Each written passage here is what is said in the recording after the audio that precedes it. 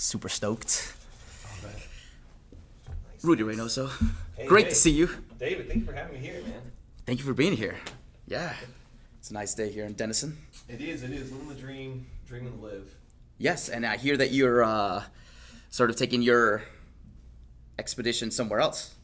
Yeah, so it's been like back-to-back travel. So this, in the past 2 months, I went to Cuba, almost got stuck in Cuba, came back, Ooh. then worked on a bunch of different projects, then just came back from a trip from River Valley, South Texas, and this Thursday I'm going to go to Spain for like a week and a half.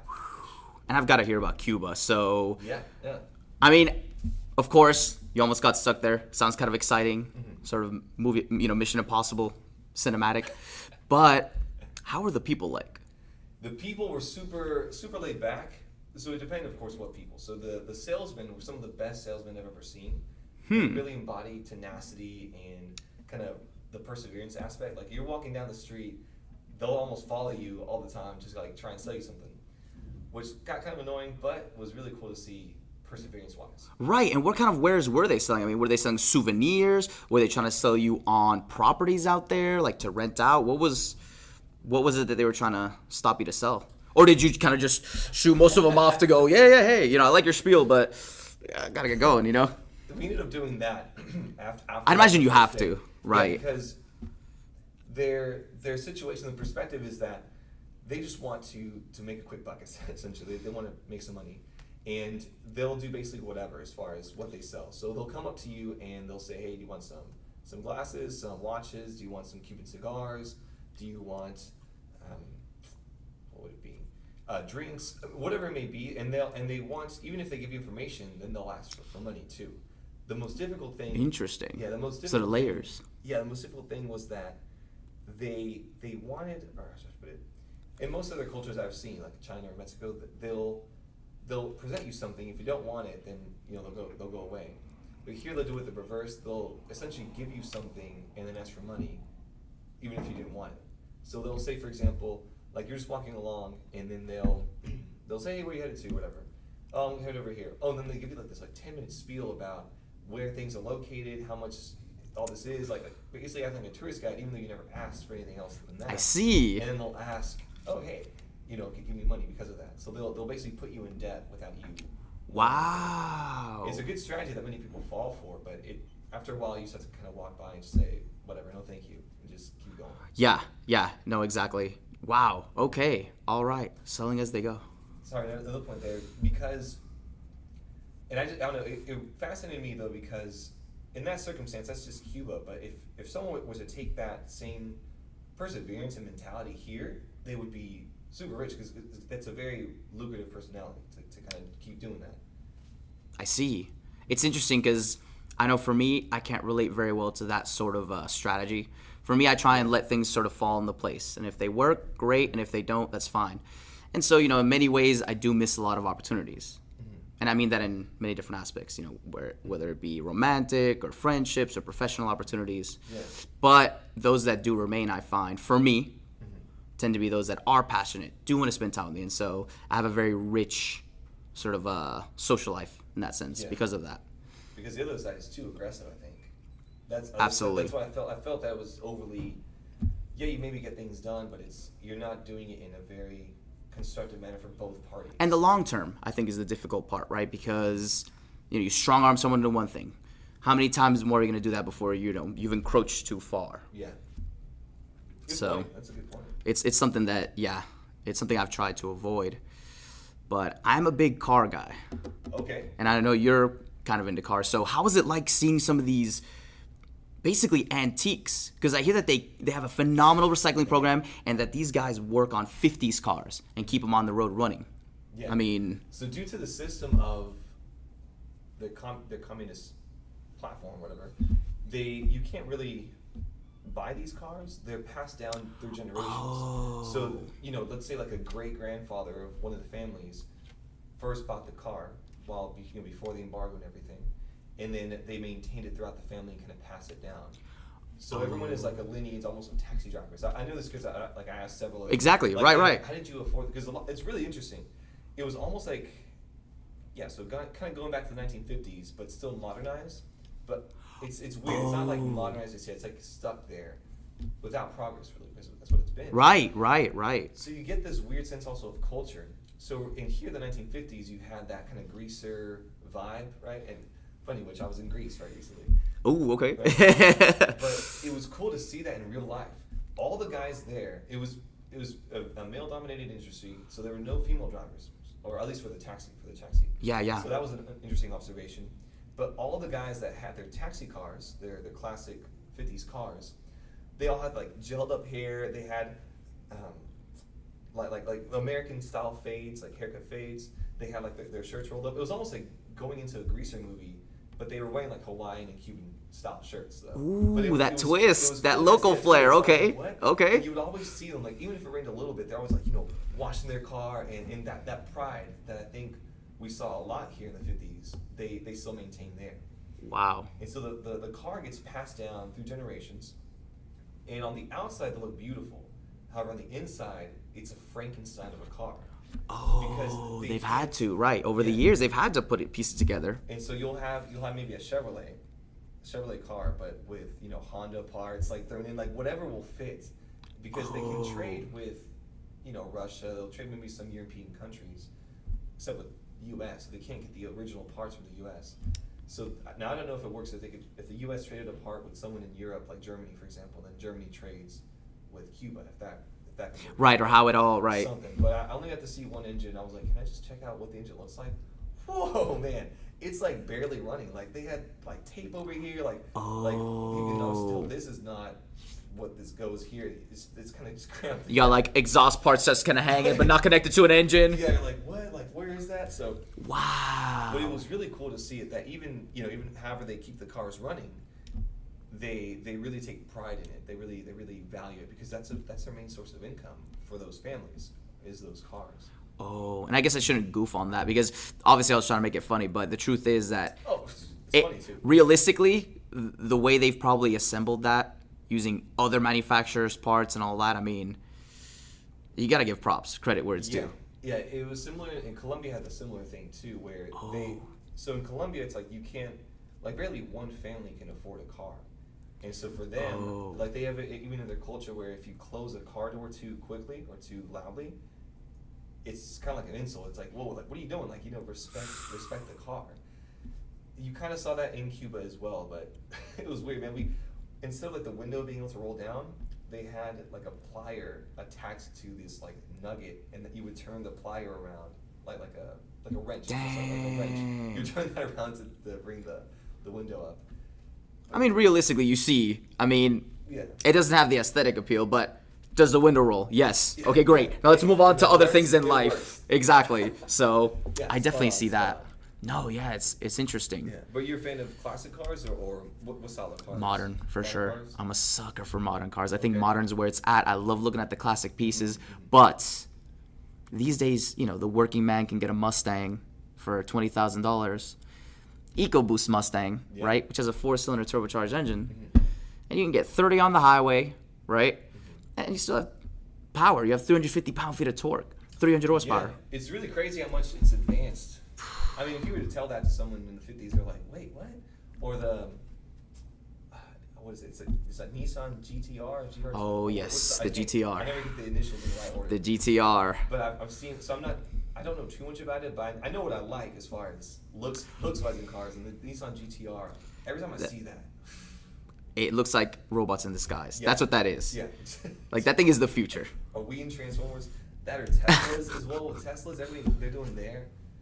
Man, it really is kind of pushing the, I don't know, it's almost a mix. There was one that my cousin, I got a chance to drive in, and you got to see what it was like. A spaceship. Like you have this like these curved windows that go up, or a windshield that goes over up in front of you, and then almost like a big iPad in the middle, and that controls the That's car. right. That's your interface.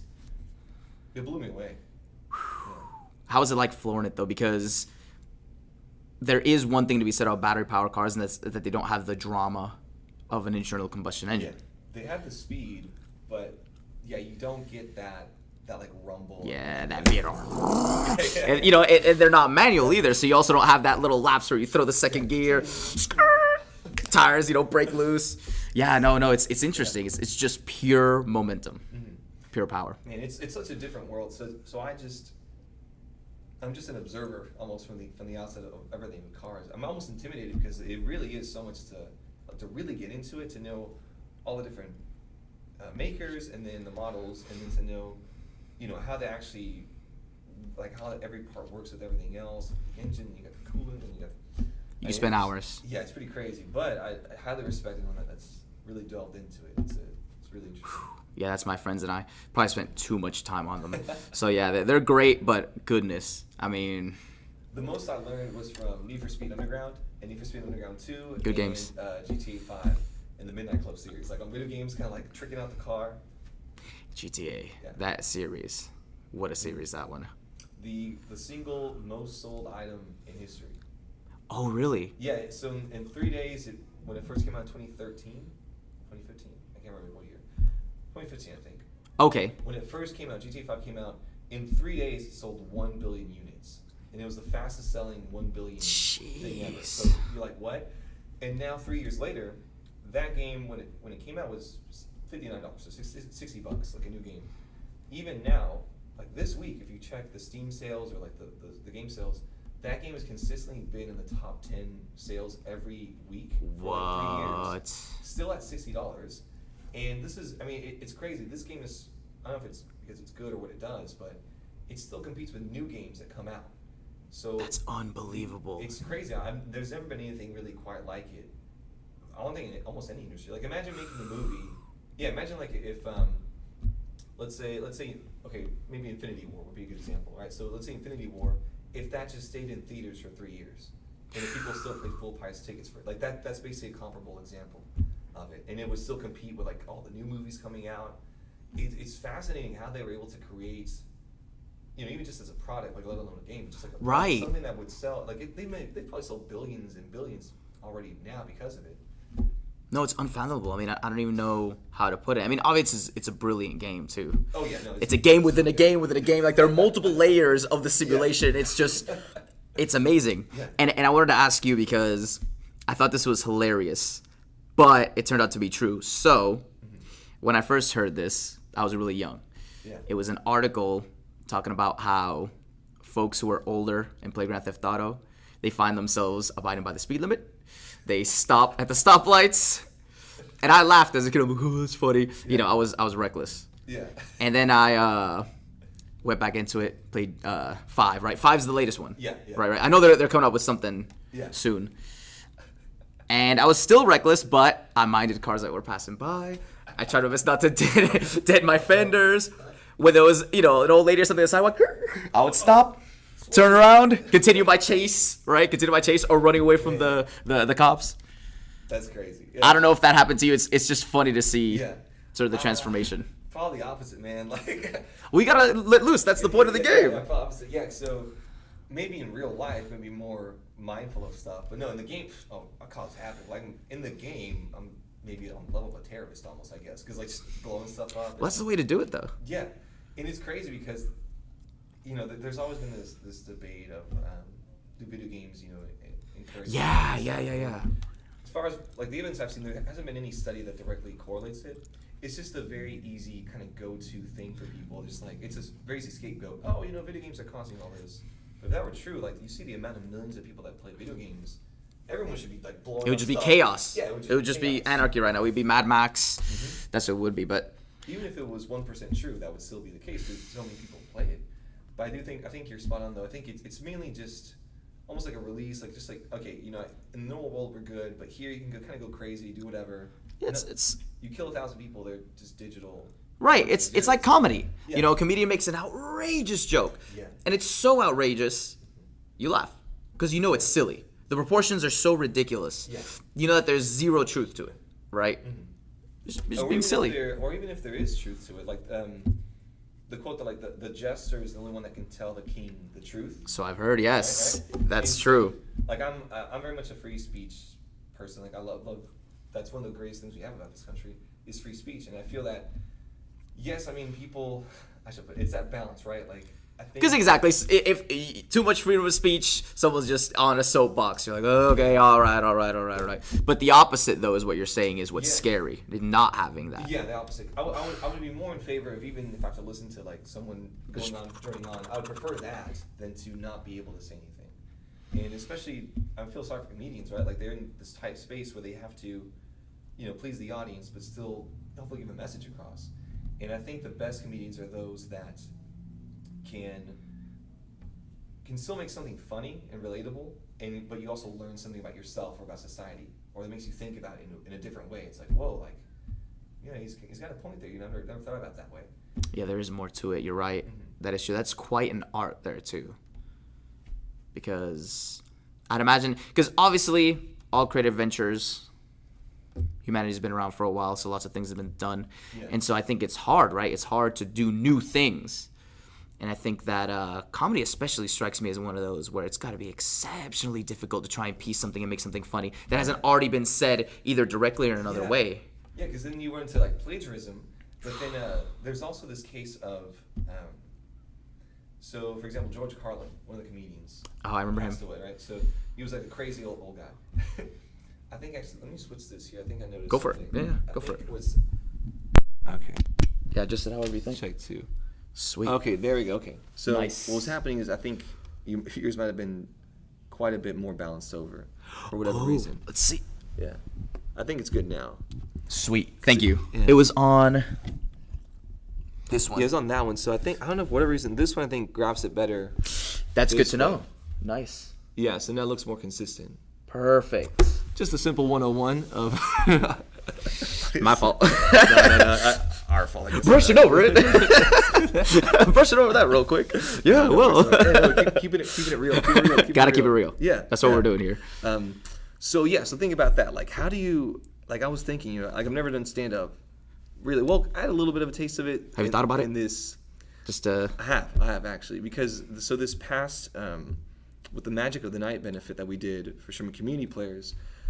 There were some moments where I got to kind of piece together some comedic bits and think, okay, this maybe a joke could fit in here. And it was interesting. Like, it was a challenge. Like, one night, a joke that I thought would be hilarious kind of sort of landed. People were like, okay. And other times I would, like, on the offhand mention a different joke, and everyone would just, like, think it was, like, the funniest thing in the world. And it was so interesting to be able to kind of balance that and kind of play with the audience in that regard with comedy. Right, because in your mind, you weigh joke A, you're like... This one's going to be good. Yeah. This one's going to get them going. B, hey, a little bit of sauce on the side. And then somehow B ends up taking the stage. All right, cool. Yeah. Guess we'll do more of that. And it's kind of like a pragmatic mentality because, there's things that I think might be hilarious and funny. I would say them and not really, a couple of people might laugh, but not a lot. I would say something else and that would work. So I can imagine that a comedian has to really delve into, the balance of, okay, what do I want to say, but also what works too. Yeah, good point. Right, it's not as simple as I'd heard in marketing where you say, you don't cater to an audience. The audience finds you. It's not that simple. Because I think it is human nature. Right? We always want to compartmentalize things and come up with cliches, come up with very easy, oven-baked answers. And I think there's some truth to that though. Like, you create something, and especially now with the internet, like there really is a demographic for almost anything. I see. But I do think that you would have to become like maintain true to that demographic. But then it's also, what if you change the person? So what if I start off being really into like video game comedy, right? So do video game jokes, but then next year I go only into movies. So that shifts. I'm still the same person. That's true. Shifts, right? That's true. God, there's so many variables. It's crazy. And part of doing all this is to inspire others to do the same. Mm-hmm. Because I think, you start thinking about things like that. Yeah. And if you're someone who has a talent, maybe you're an artist, or maybe you're a musician or whatever, you think, nah, there's no way. There's just too much against me. Mm-hmm. I'm not even going to take a chance. Did you ever get that feeling? Did you ever have to overcome that? Or for you, was it always natural where you said, you know what, I'm just going to get out there and just do this. Mm-hmm. Whether people like it or not, I'm going to get out there and find my own. Probably a mix of both, but more so the first one. Because I started, I distinctly remember being like 7 years old and my dad and I going to the Dallas West End there was this like West End district where they had a magic shop. And so we'd go there to buy like little magic things, like VHSs and little tricks. And we'd do that for the family. So like for birthday parties, get-togethers. It was really fun. But I quickly kind of realized this isn't really it's cool, but it's kind of nerdy. Like even as a kid, I was like, okay, it's all right. And then video games came out, so that kind of shifted my attention too. Sounds like my childhood, yeah. Right? But then it wasn't until I was 12 that I saw David Blaine's Street Magic special. And I still remember it pretty vividly because I recorded it on a video cassette and, watched it hundreds of times to really kind of get into it. Because what stood out to me is across those different years of 7 to 12, I saw David Copperfield's Great Wall of China illusion, making the Statue of Liberty disappear, all these huge things. But David Blaine made it, close up, like in your face. And that was like revolutionary to me. I was like, that's a way you can do magic? And it's existed for a long time. It just kind of became more mainstream. So I watched it a ton of times, kind of figured out how I did the tricks, made my own versions of it, started looking online. YouTube was just up and then, I don't even think it was around then. So it was like learning through library books, whatever I could find. It was just whatever, because there's no like magic class you can go to. Good point. Yeah. I never thought about that, right? It's only until recently this year that I gave magic classes to people here in Sherman. Yeah, very to at least good. give something back. I feel Absolutely. because there's not like I was like, for someone wanting to learn magic even a little bit as a hobby, there's no place to go. Like, No, and what better way to keep the art going? exactly. Yeah. Right. Because what you're doing could very well be the difference in someone's life between taking that step and trying it and maybe even becoming good and then continuing that on their lineage, or just going, well, I guess nobody really does this. It's wild, and it's weird because it's such a weird art form because it is. I don't know if it's dying or not, but it's always been like this small group of people that really get into it. Because there's like the kind of the average magician at like a birthday party or something. Yep. But I don't know. Like I've spent 20 years of my life already now delved into this, and it's not something most people would do to like go that hard into magic.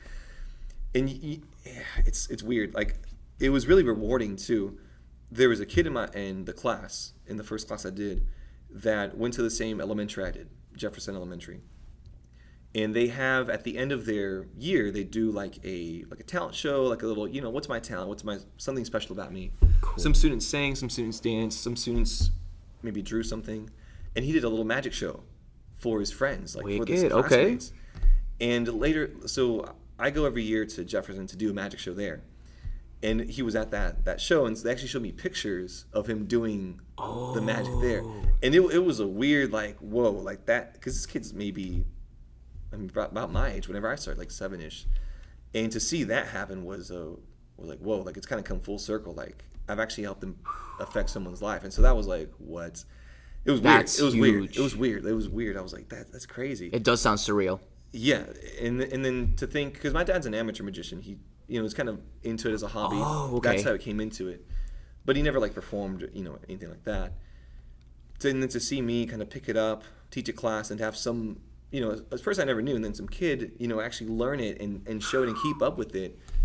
I don't know. I mean, whether he continues it on his life or not, now he'll have something, special magic-wise to have. And, that could be applied, even if you take the magic out of what you're explaining, it shows that you can make a difference. Mm-hmm. Because it started with your father, then to you, and it passed down to him. Because sometimes we think, there's a sea of possibilities and so many things, different paths you could take and different directions you could go, but you can make a difference. Yeah, and magic is a weird thing where, like, if you're a guitar player, so I play guitar too, but if you're just like playing at a show somewhere, like at a coffee shop, you might get some interaction with people. For the most part, you're just that guy playing music. If you're singing kind of the same thing, but with magic, this is what challenged me the most, is that I got good at it on my own doing the tricks, but I never performed for like that first year. So it wasn't until like later I was like, whoa, like I have to, it's like, what's the point of me doing magic if I don't show anyone? And that challenged me to kind of go out of my comfort zone and really, like, first at school, my friends, some people made fun of me, some people were like, oh, that's pretty cool, and just kind of kept challenging me over and over again so I could like keep breaking that I guess going further and further in the boundaries. Right, breaking more. Yes, right, exactly. You get Yeah. used to adversity. You get used to people going, "Oh, what? You're doing Yeah. magic? You know, I know you as such and such." Like, "Oh, don't worry. Someday you'll know me as magic, Yeah. though. You'll see." It's And then exactly- the support, right? The support group. You know, people going, "Hey, just keep at it. Just be strong." Yeah. I mean, those are people that, when you look back, right, you go, "Wow, so that person was there for me," because that is a Yeah. test of character. That's a defining Oh, moment. for sure. Yeah. And so one of the things I did a lot, so I love performing on stage and everything, but my favorite thing to do is street magic, which now, so Cool. it evolved first like around just whatever street I was on or in traveling, whatever. But now it's like more like at the bar scene. I'll just go to random people and do it. So that's a lot of fun. But when I first started, I remember I was like, well, where do I go that there's people here in Sherman like walking around? So I thought of the park. So cool. Yeah, So yeah. So I'm like 13 years old. I go up to the park, just, you know, my family, they're like playing soccer or whatever. I'm just going around with a deck of cards in my hand. And I see a couple sitting down like at this like bench or something. So I go up and super nervous, right? Because I'm just like, this is my first approach. Like 13 years old, too. 13 That's years old. brave. That's a brave 13 move years for a old, I'm just 13-year-old. this kid, like I'm just like, what is going on? I have some tricks I know, but I'm like, you know, will they even think it's good? Always in my mind, right? So I go up and I'm like, you want to see a trick? They're like, what? Like, what did you say? What? And I was like, would you like to see a trick? You know, like just like nervous, like shaking. They're like, sure, I guess. Like they're Right. confused. They're just like, what is going on? So I'm like, cool. So like I do the trick, and they liked it, and that was like the first. Like I think that was probably pivotal. Had they not liked the trick, that probably would have changed. It probably would have been difficult, or much more difficult. But they liked the trick, and they're like, whoa, that's cool. Do you got another one? And so I did like a couple more, get a couple more for them. Okay. And they were like they were, you know, genuinely impressed. Like, hey, it's pretty cool. You know, keep at it, kid. Hey, here's $5. Oh, Yeah, I was like, even better. what? Because I didn't even like ask for money. They were just like, hey, here's something cool. And that guy, so I met him. So his name is Brad. I never got his last name, but it was him and his girlfriend at the time. And so it's like, oh yeah, it's my girlfriend. I can't remember her name. Yeah, imagine 13. Right. Yeah. But I just remember Brad, that guy. And so he gives me the $5. It was a cool moment. It's like, no way, that's awesome. He's like, keep at it, kid, awesome. So, you know, I go back. That was a huge victory for me to be able to, at that age, and I was very, very introverted. Like, I guess still at my heart I am. I've just learned to kind of be more extroverted. Ah, as it okay. goes along. Yeah. So this is where it gets crazy. So the next year, I go to La Mesa, which is the restaurant here in Sunset Mill Parkway. Great yeah. Great food. I great went food. recently. Yeah. Okay. Great okay. stuff. Great stuff. Absolutely. So the family's out there. We're just hanging out. And at this point, I'm 14. So by this point in time, I've done more tricks. Now I'm like at school. Doing A little some tricks at seasoned. school, Exactly. Got out a little bit. Got a little bit more movement. Got some new tricks up my sleeve. And so my cousins are like, hey, can you show some tricks? So I do some tricks for them. As I'm doing that, this guy behind me is like, no way, is that Rudy? Is that Rudy Reynoso? I was like, what? Brad. The same guy from a year before. Whoa, Yeah, you same guy showed from a year up? before. Like, straight up true story. This blew my mind. He's like, yo, it's like, were you that kid that showed me magic about a year ago at the park? I was like, yeah, that was me. He's like, can you show me more magic? He's like, I'm here with my fiance. Yeah, it is. So that same girlfriend or whatever, fiance now. So I show him some magic, and he's like, yo, that's so cool. You know, improved or whatever. That's awesome. Here's $20. Like, whoa. Oh, like, okay, upgrade. That's what's up. Yes. That's what's up. Yep. So now I'm still waiting for this. I'm waiting for like at some point later on to run into him and his wife. Yes. I hope it'll be his wife. Yes. And also $100. I'm waiting for $100. And $100. Come on, it's been going up. It's only logical. Yeah, you know, that we move follow up. that progression. No, exactly. It's only logical. And I'm sorry that I turned over midway. I'm just looking at the no, time because I know we're looking at the. Very good. Hey, you know what? We're just in time because it looks like we're at the 29 mark. So I don't know if you Oh, want yeah. to Here, let's recharge, double check. and we'll go ahead and yeah. Looks like we're still going to go here. Let me actually see here. Okay, so it was looking okay. Yeah, it's perfect. Yeah. Oh, okay. So we got half an hour more. Yeah, we got or have more hours. Perfect. Okay, good. Yeah. Good. Just want to be sure. No, we're good. We're good. No, we. We come back from this commercial break. Exactly. But yeah, so that's the Brad $520 and $100 story, and it's crazy because that.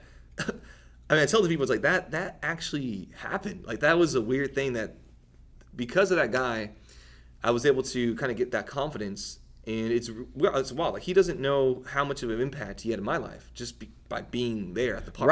Right. That's the interesting part, right? Yeah, he was just being genuine. Just being real. It's Yeah. crazy.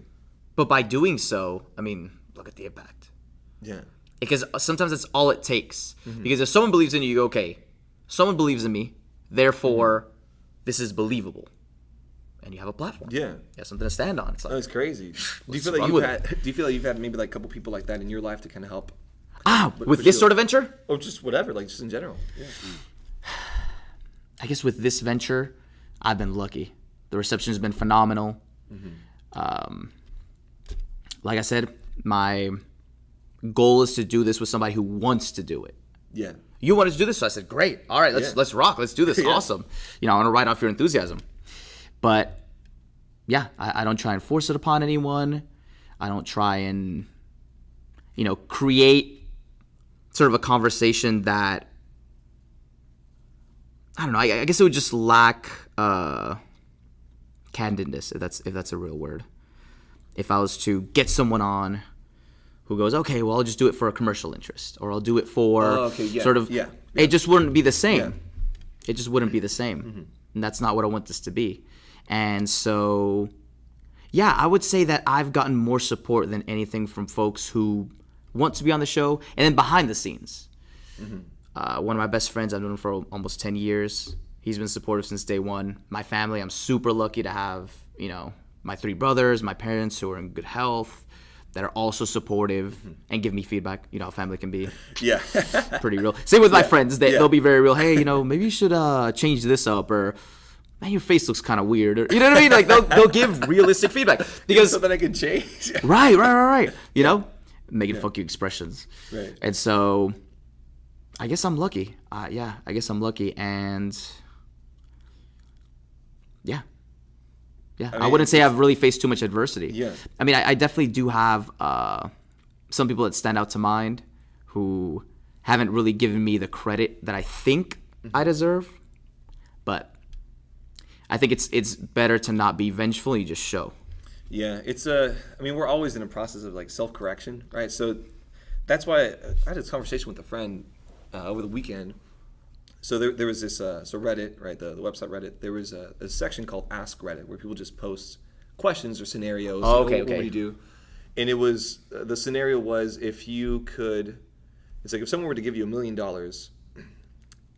if you were, isolated in a room by yourself, but you had food, you had water, like all basic necessities, could you survive for 6 months? Like in that room for 6 months for $1 million. And it brought up the question of how socially dependent are we as people? Because kind of you're saying like improving the show, improving yourself. I react to you, you react to me, and it's like this weird like simultaneous thing that's happening all the time. And so when you're put away from that, when you're isolated from that, when you have no other person to bounce off ideas with or anything else, what do you do?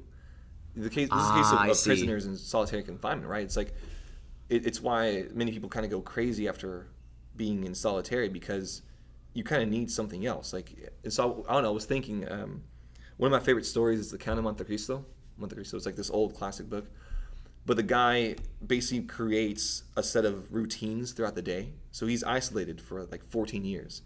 And so he has to like make like a routine of things to do. So like, okay, I'll work out from this to this time. I'll count every single brick in my prison cell. I'll give it a name. Like different stuff that would sound absurd, but you have to kind of give yourself challenges, like creating challenges, do. creating right. Yeah, there was another guy more recently in real life. I can't remember his name, but he was kidnapped and held by Somali pirates for 2.5 years. Ooh. He was a journalist, or he is a journalist. And he went there to do some kind of story, but was kidnapped and was first on land, then on sea for more than 2 years. So kidnapped, just like there. And he was saying that, as a writer, what he did to kind of give himself a schedule and motivation was he created these, like, he would revise the books he wrote in his head. So he would like go back, okay, well, this chapter, I could probably fix this, and this.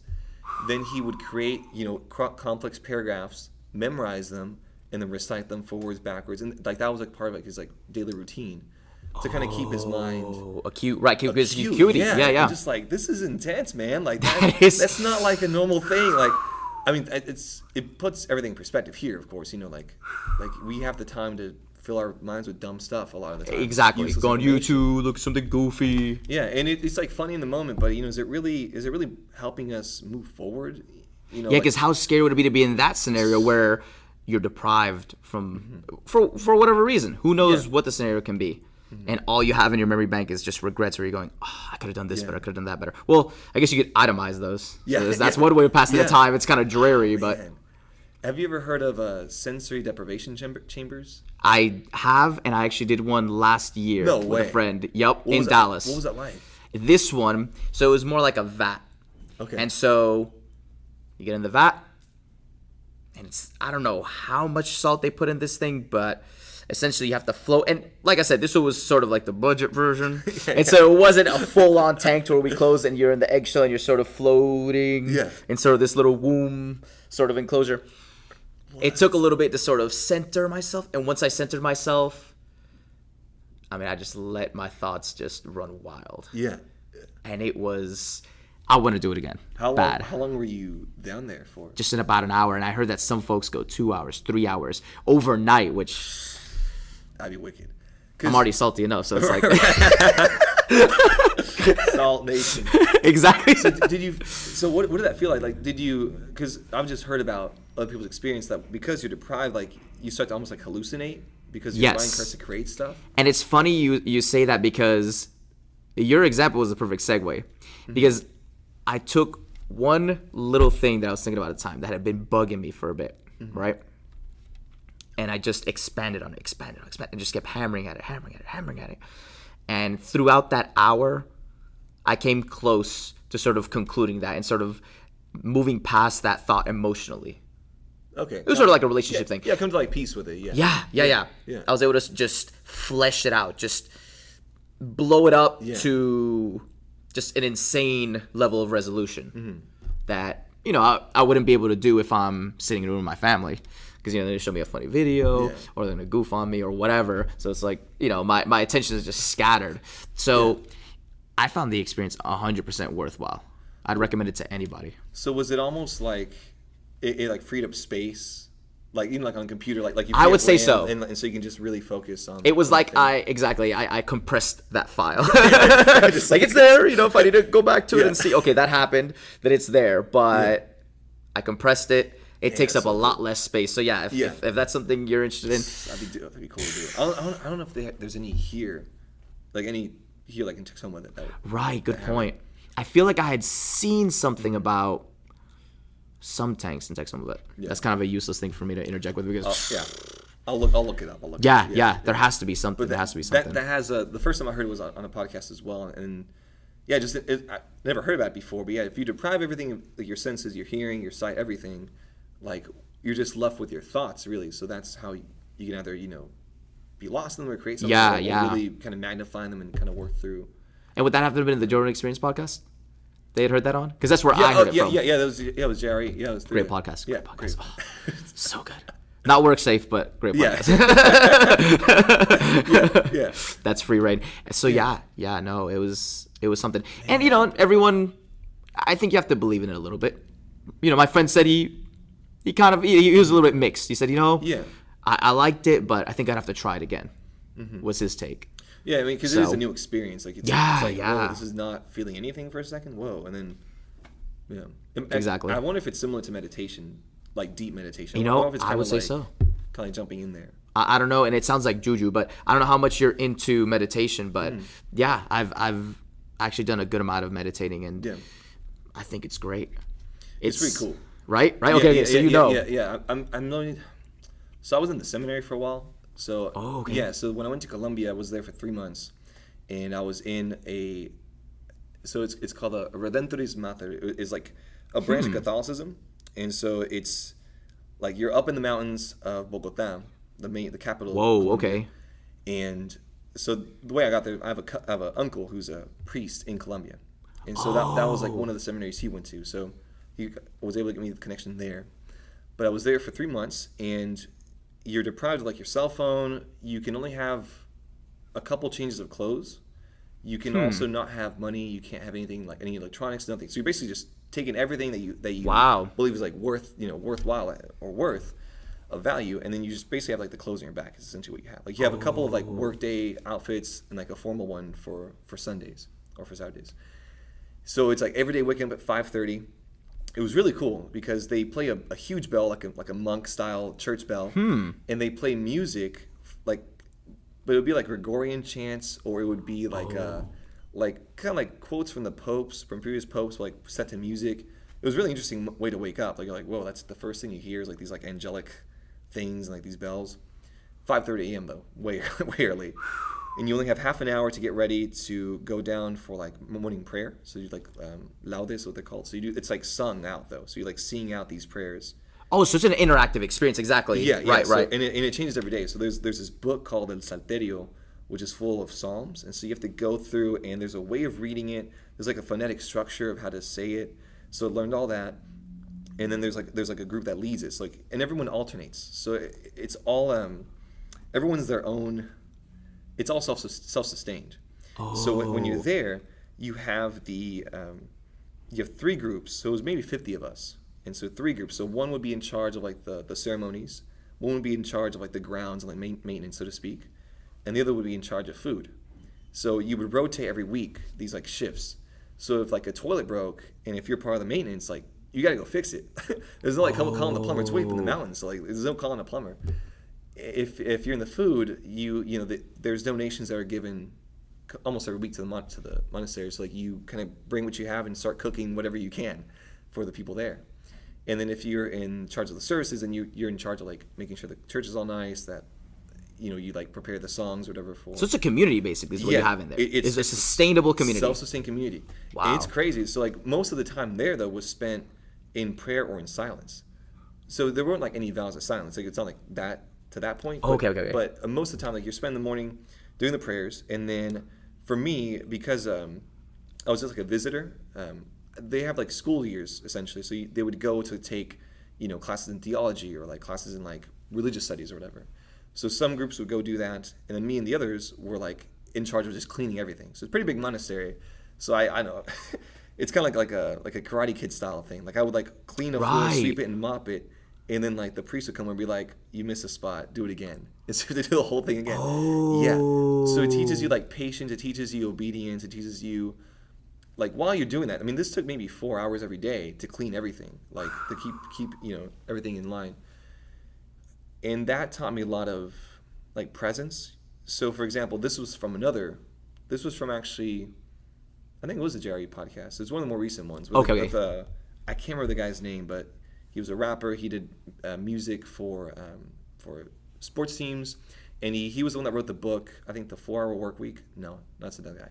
He wrote the book with David Goggins, the Navy SEAL. Yes, where he I remember Goggins. House. Yeah. So that guy. So David Goggins went to this guy's house for like a month and like trained him basically to like challenge himself in life. Oh, I know who you're talking about. Yes, So I forgot like- his name. and That just hit me. Yes. I can't remember if it's Jamie something or something. But, Yes. But That was such he a did good coconut episode. water, like the whole thing. Yeah. So great. guy. Right. But he talked about how he did a similar thing in upstate New York with the Russian Orthodox. I think it was, monastery. right? Yeah.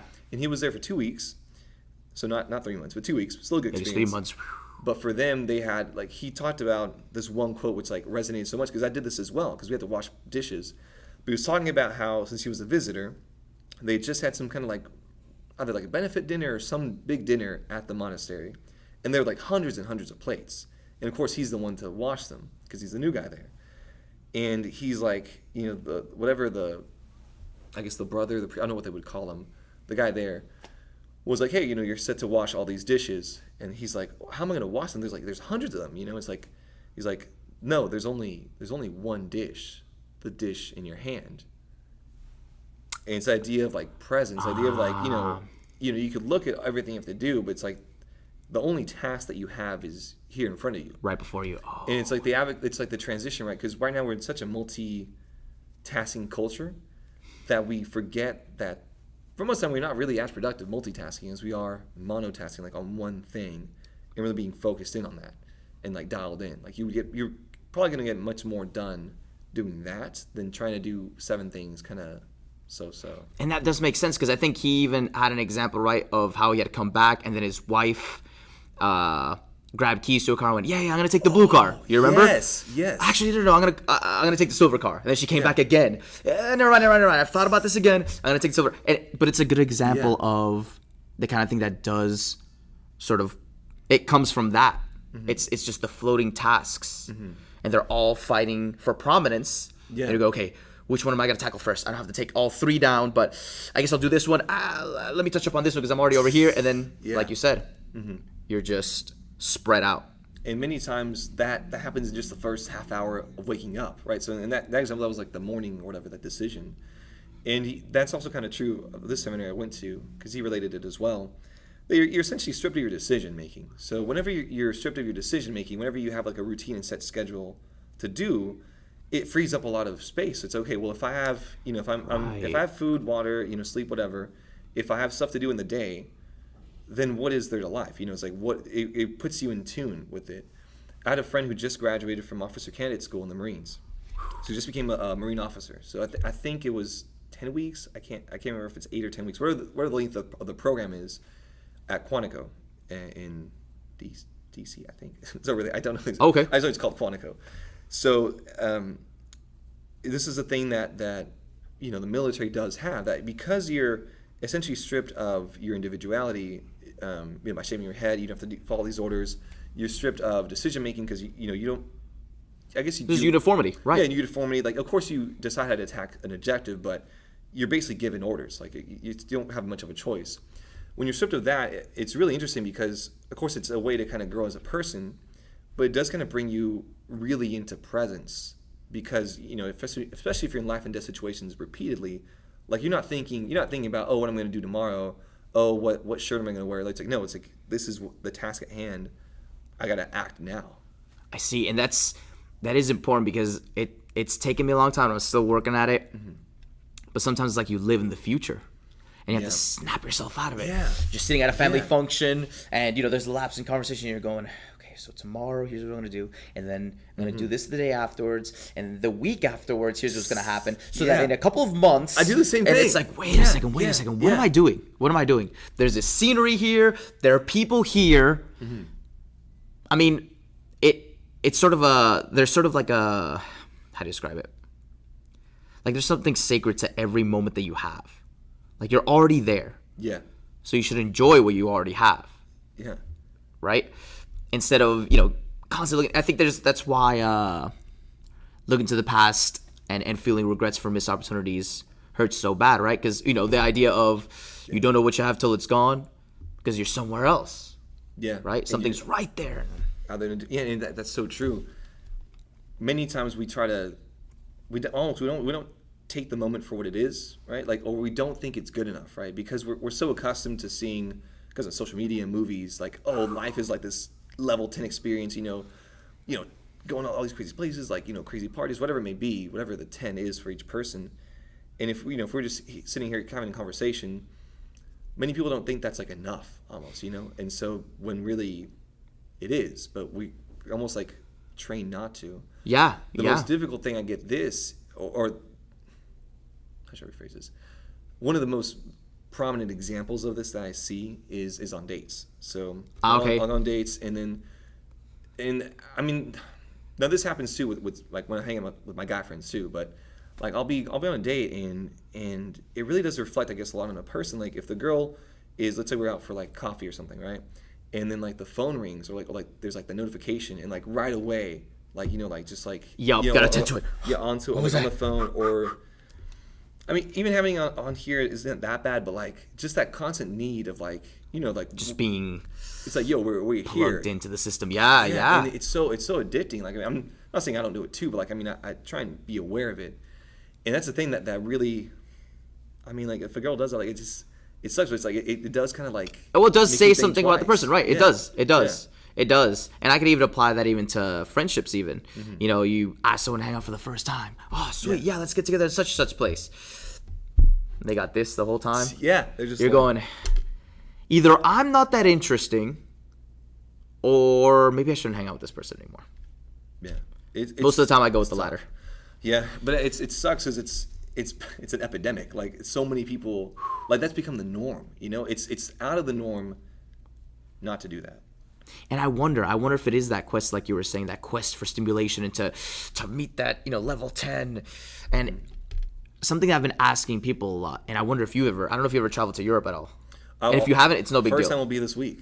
Which is exciting. Crazy to be able to say that. That's wild. And yeah. then, that's going to be, because you'll be able to wait with, some of the other experiences. So, Latin America, I bet we could kind of extend this to, because I think it's similar.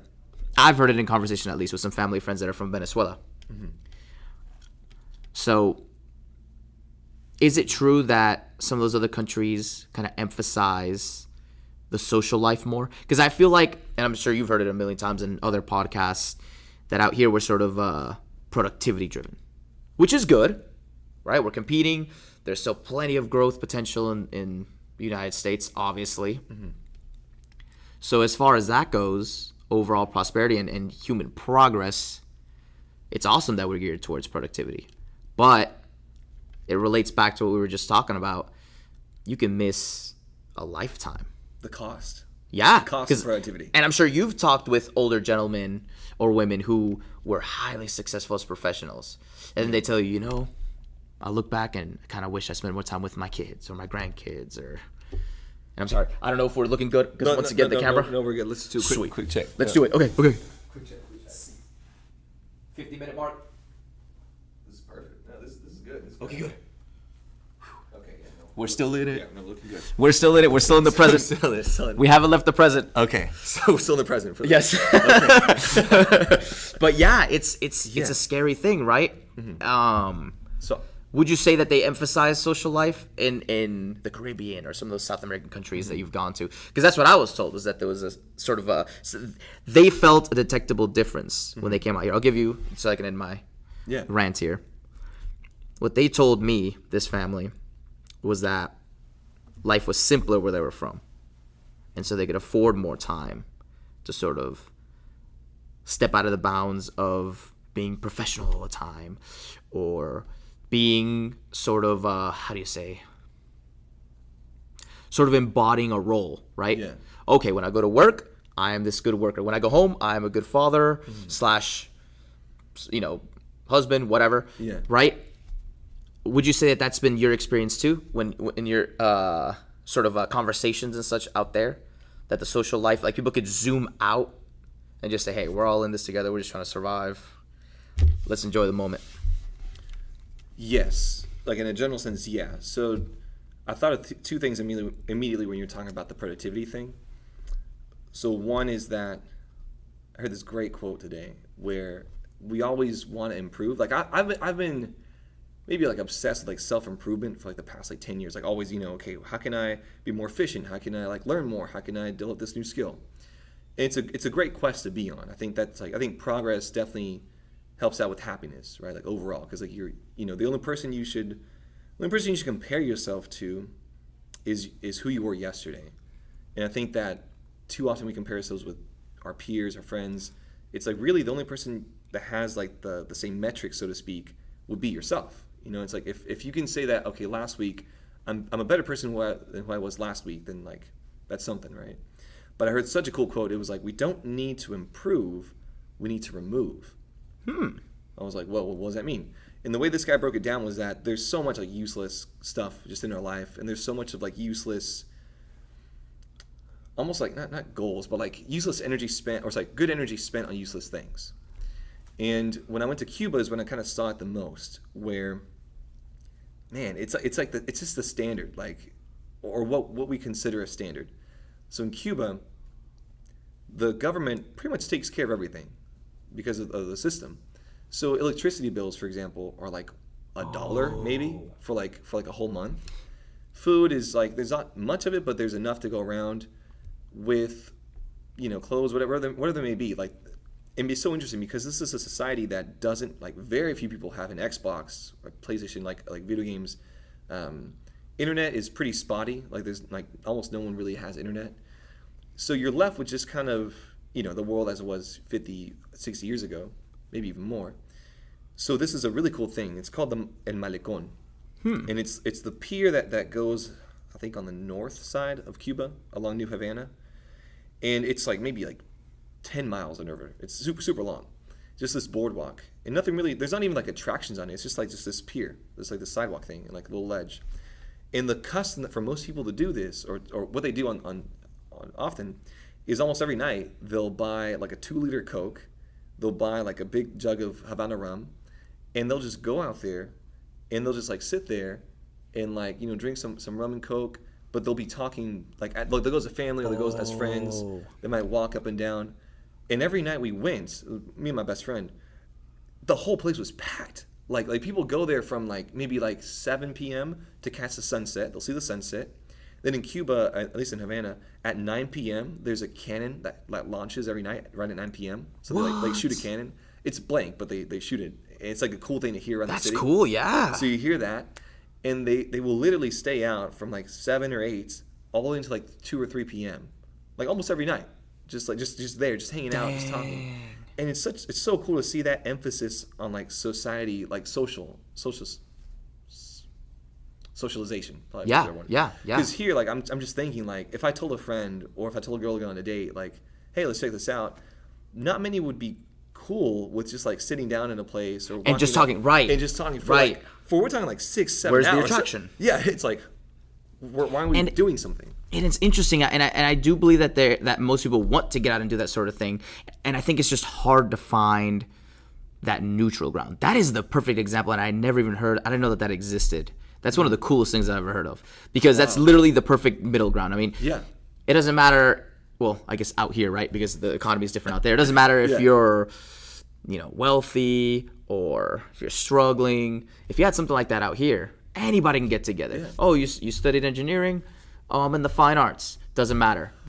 Everybody can get together. But that's the thing. We have the space for that. Like we already have that. It's like, I mean, you could go to a park and do that. It's just like no one. That is true. Like it's like the way that the society's set up, right? So in Cuba, people just have a lot more free time, and here we try and like almost have no free time. It's weird, like because we're on these. I know, me and like the people like that that like worked with some of my friends and everything. Everyone's always trying to, how can I fill in this 1 hour to like advance this other project, and that's good and stuff, cool, but you miss out on enjoying the moment. Like if we gave ourselves, in Spain, I need to check this out, like the siesta thing, right? Where like 11 to 1-ish or whatever, things close down. There's time to actually enjoy life and hang out with friends. And there doesn't seem to be like, everyone's always so focused on what I'm doing instead of like actually hanging out or doing that. Yeah, it's, and I see what you're saying.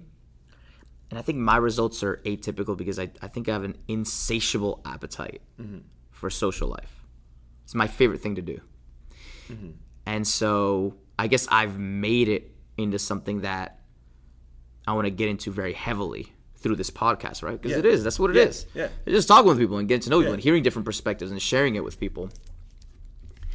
And at least in my experience, I've found that people are pretty approachable. And especially out here, I've been pretty impressed, aside from trying to get this up and coming, how easy it's been for me to meet new friends. Meet new people, I should say, right? I'm not going to say friends because we got to make distinctions here. Yeah. A friend is somebody who's going to be there for you, right? Who has been there for you, who is in this relationship for you without any sort of commercial interest, no sort of interest. They're just there because they enjoy your company and vice versa. Yeah. But I've been able to make a lot of acquaintances out here very rapidly. And I see potential in a lot of people that I think I'll continue to sort of nurture a relationship with over time. So I can develop into something, more special. I do believe as well, and I do stand by this, that there is a lot going on out here. And, the city's really working hard to promote all this stuff. Yeah. The city of Denison, I should say, and Sherman as well. I think if everyone just continues to push that, and folks keep coming out to events and telling their friends about it, more events will crop up, more people show up. That's what I foresee, is that it's just a chain effect. It'll just keep growing. Oh, yeah. And so hopefully something like that will sort of be the byproduct of having so many opportunities. And I can substantiate it because you're intimately familiar with this. Denton. Yeah. You can go to Denton Square sit on a bench. Yeah, no, you're right. Yeah. How long would it take before someone comes up and talks to you? Yeah. I remember sitting out there 10 at night, and this dude came up, hey, what's up, man? You look like my cousin. And we talked. I would go around. So that's where I mean, one of the places I go around pretty often is just do magic. Just I'll be the person going up to random people, doing that. And here, part of it's also, I guess, how the demographics are laid out, Sherman Denison. But there's a lot of youth here, and for the longest time, there hasn't been like something for the youth to do. Now, thankfully, they are doing stuff for it. So like Sherman's actually in the process of building a brand new skate park, which is incredible. I was like, that's so cool. And it was the process that they did. It was really cool. They had these open sessions where anyone could come, and they would like be like, do you want this piece in the park? Do you want this skate? This ramp? This place to grind? So cool. So they got to put their own. Yes. It was really neat. Like That's huge. They gave you these like big circles and small circles. You put the big circles on the stuff you really wanted, and they have like half pipes, like fun boxes, whatever it is. Wow. So much fun. So they had multiple sessions, and I believe they started constructing already, but I don't know when it'll be done. Then they're also across from the Hilton Garden Inn in Denison. They'll have Heyday, which is like this arcade, bowling, kind of bar restaurant. Oh, I've heard about that. It's just an entertainment center. And then there's another one, I believe, entering like on the 75 highway entering Sherman is like a new one as well, kind of like that as well. So I mean, it's gonna happen. Like there's definitely movement towards it, and like I don't know, like we're doing other things like for I don't know. There's different. How should I put it? There's a lot of stuff to do if you're an adult here in Texoma. Different meetings, different things to go to. As a kid, there's not really a bunch of places to go. Midway Mall, for example, used to be the place where. So I've heard. I heard it was flourishing. It was so much fun, and I don't know how to, if it's even doable. It's a weird pro and con, right? So the Sherman Town Center, we have a whole bunch of new outlet malls, but that kind of driven to that. However, since it's all outdoors, there's no real like walking around, especially in the Texas heat. Right. Yeah. And in the Midway Mall, it was really interesting because I had friends there that worked at the arcade. So there was an arcade, there was a movie theater, there was a mini golf, there was laser tag for a while, all the different shops you could think of. I remember going pretty much there almost every Saturday just to hang out because I used to live in front of the mall. And people would just walk around, you just hang out. It was the place to be up until maybe I was 15 or 16, so up until getting into high school, so maybe 2006-ish. And then the town center came over, which it's awesome, but it did detract from that kind of more social experience, and that was one of the few places, at least here in Sherman Denison, that we had that. It's good to hear that because it is good feedback, right? Because like you said, you're given the multiple angles here to compare and contrast. Yeah. And I agree. I do agree with you that the outdoor mart is a little bit less. How would you say? That format is maybe less conducive to spontaneous social situations. Yeah. When you're at Midway Mall, it's all self-contained. It could be rainy. It could be cold. Down. Yeah. Doesn't matter. Yeah, you have a place to go, and yeah, like you said, you always have a place to sit down, always have a place to stay. Out here you have to be a little more selective, and they got some really good brands and everything. I do. It's amazing. It's tough, right? It's amazing what they did there, and that they have all these new stores to check out. But it's the cost, right? It's like because they don't allow you can't skateboard, you can't do anything like that. There's some people that maybe walk a little bit, but especially Texas heat, like you're not going to see a lot of people do that. Unless you want a free 10 with it. Right. What I do remember vividly, though, was in the arcade, going into like secret little hobbies or whatever, one of my best friends used to work at the arcade, and he would help us give free games at the Dance Dance Revolution machine, the DDR machine. Oh, that's funny. So he's incredible. Like he was pretty incredible at it. And I just kind of kept up with it. And recently maybe last year, I bought like a metal mat to kind of play at home. Oh, dang. And you can get the game for free online, like Stepmania. It's an open source game. Wow, okay. So you can play with a keyboard or with the mat. It's such a good workout. It's like, and there's been kind of a revival in this game. I know I'm not the only one that plays it here, but like I sometimes feel that way because it's not like it's such a 90s thing to do. Like it was huge in the 90s when it first came over, but now it's like it's kind of getting back into a renaissance period because Dance Dance Revolution Ace, the new one, came out in arcades. And Texas has the most out of any other state. DFW has, I think, like 7 of these dance machines in like Dave & Buster's and like main events. It's pretty wild. Oh, I didn't know that. It's pretty wild. I did not know that. It's a whole little subculture. Have you ever heard of a Guitar Hero? Right, so Guitar Hero. Yeah. So Guitar Hero and DDR. So there's this guy named his alias is I Am Chris for Life, and I think he's from like Plano or Frisco. pretty local. He's like from this area, but he broke the record on Guitar Hero 3 for beating Through the Fire and the Flames, like the most difficult song there. Yeah, Dragon Force. Dragon Force, right? Yeah, it's crazy. it's like- So he does that, right? Okay, that's incredible, right? Sets a Guinness World Record. In like 2 years, so since then, 2-3 years, he goes hard on DDR and became the first American to win the Dance Dance Revolution competition in Japan. Oh, I can't remember if it was wow. earlier this year or late last year. I'm just like, what? Like, this guy is crazy. Like, rhythm games or whatever. That's huge. And Next like you level. said, unlike 99% of games, you got to be in shape. Yeah. Oh, yeah. You got to be in shape to do that. Or that game will help you get in shape. There's a lot of people that use it to, Mm-hmm. use it on the music, having fun. It's a video game, and you lose shape. I mean, Yeah, one of my or cousins, fucking yeah. lose weight, not Yeah. lose shape. Oh, yeah, no, I got what you meant, and you're absolutely Yeah. right. I mean, one of my cousins, she did that. Really? Okay. She was big into it, and Yeah. she stripped off pounds Man. hitting Dance Dance Revolution and leveling up. So I think it's a great combination. Hopefully, when Heyday does show up here, Yes. that subculture will be allowed to sort of flourish. You know, I hope people so. kind I of. really hope they have it because we had. I'm not sure if you heard before. We had a bowling alley here, and it like caved in, and so that was like another cool place to hang out. And they had the last DDR machine, but that went away. Good. Then yeah, it needs to be revived now. Bring it back. Man, I'll lead a movie because I was thinking because I have 2 mats, so I was thinking of even doing like DDR nights. I haven't had the free time. I haven't made the effort to have the free time to really get it set up. But that might be something I might look into. I appreciate the way you worded that because there's something to be said about saying, "Oh, I'm busy," and then you just drop everything. You just go, "Well, I'm just busy." Exactly. Done. Yeah. I'm just busy, so I'm absolved. I've been busy, Yeah. whatever. But for you to say, you know what? It's as honest as it gets. I'm just not prioritizing it at the moment. I really appreciate that, and I think we ought to It's true. all get up on that Yeah. and just be honest with it because, yeah, there's certain things that are easy to kind of eschew when you go, oh, I'm busy, so I better go to Whataburger.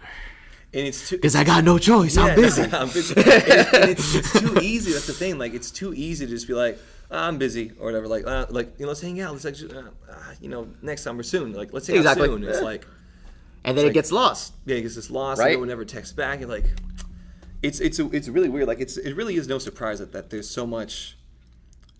It's like there's this saying like if you look too much in the past, you tend towards depression. Too much in the future, you tend towards anxiety. Because like if you're in the past, you're always thinking about like things that have happened, so like depressive episodes there. But if you're always worried about what can happen, then that's where anxiety falls in. And I see. it sounds like the simple solution to this. I mean, no, there's the serious problems, but like one possible way would be to get more into the present. Because if you're only I know several people that like struggle with anxiety, and it's always like what will happen or what they're going to say, but it's always in the future, right? It's always what can happen. It's the imagination more It's than the anything. imagination, yeah. You just, this might happen. Ah, shoot, and then this can happen afterwards. Yeah, it's And just like what happens. yeah, no, I was talking with someone about that, and yeah, it's sort of like the analogy he had come up with was a cliff.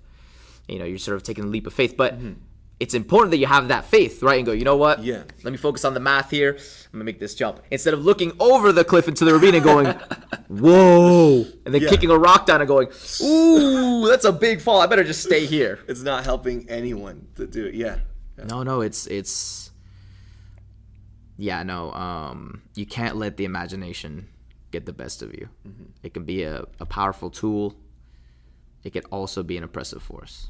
Yeah, and it's so much how it's crazy how powerful our minds are, right? Both to do something and to not do something, or to limit us.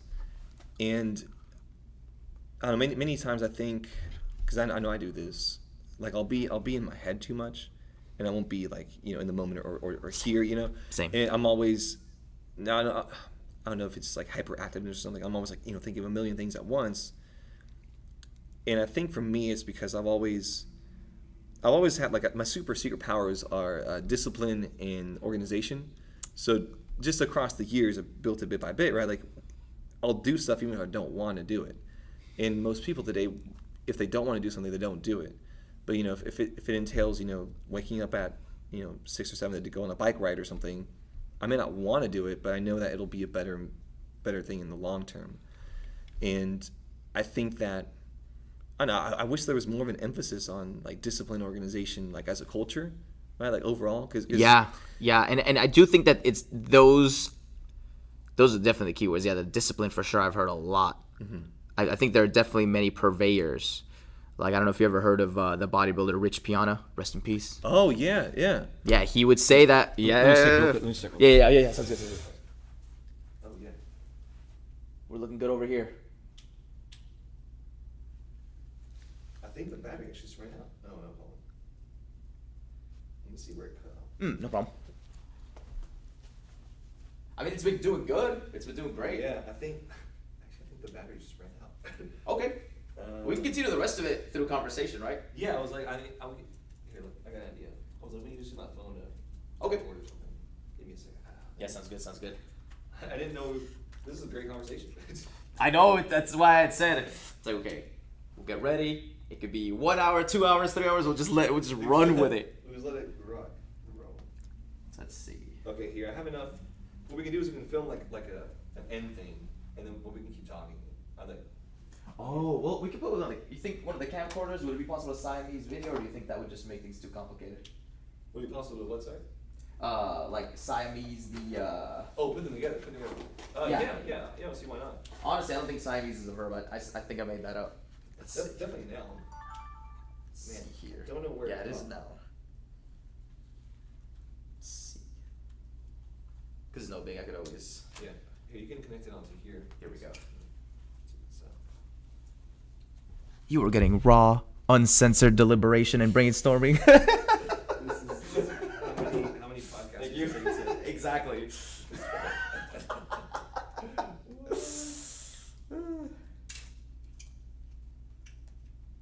Okay. There's that. So All right, that should awesome. be good to go. Okay. I feel like we have the same tripod. Possibly.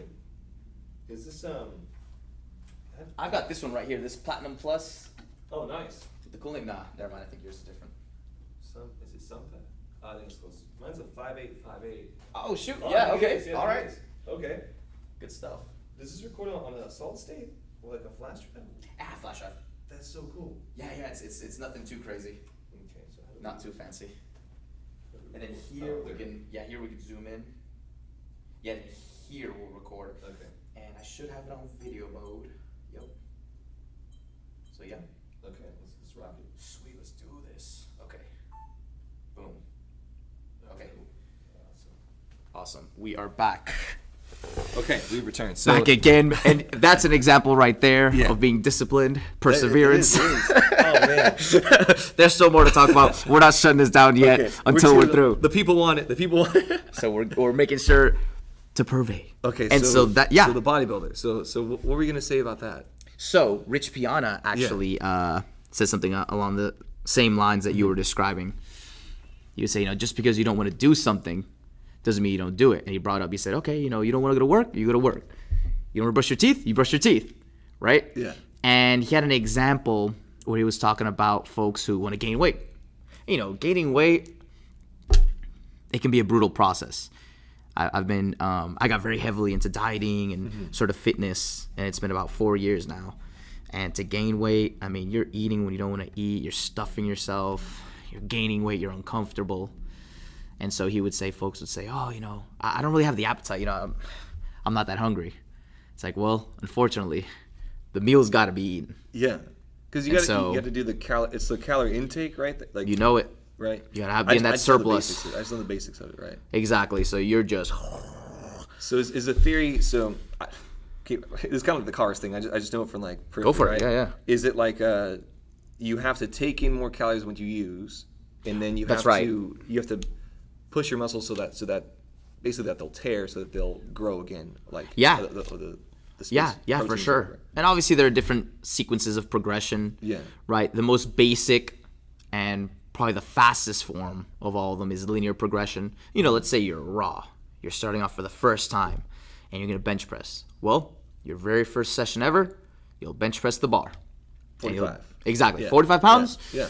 10 repetitions, 4 sets. Do that. let's say twice a week. That's it. Next week, 50 pounds. Following week, 55. And you keep going, okay, yeah, right? yeah, And next thing you know, you okay, 5 pounds here, 5 pounds there. In a couple months, you're doing 135 pounds, right? Then that stops working. Okay, well, time to ramp things up a little bit more. Now we're going to vary it up. And things just continue to get more and more complex and more difficult for those last shreds of gains. Oh, because if I could be a bro. Gains, bro. Is it like praying the temple of Swalhalla? right. Oh, that's great. That's great. I've never heard that. It's great. Oh no, it's a whole thing on Reddit called Swole Acceptance. Yeah, it's a crazy subreddit. Anyway, It's got to be funny. Yes. It's just comedy. But it's also like muscle confusion, right? Because your muscles get used to whatever exercise you're doing, so you have to. Yes. Kinda So you have to activate in different manipulate ways. for sure. You do have to manipulate the variables for sure.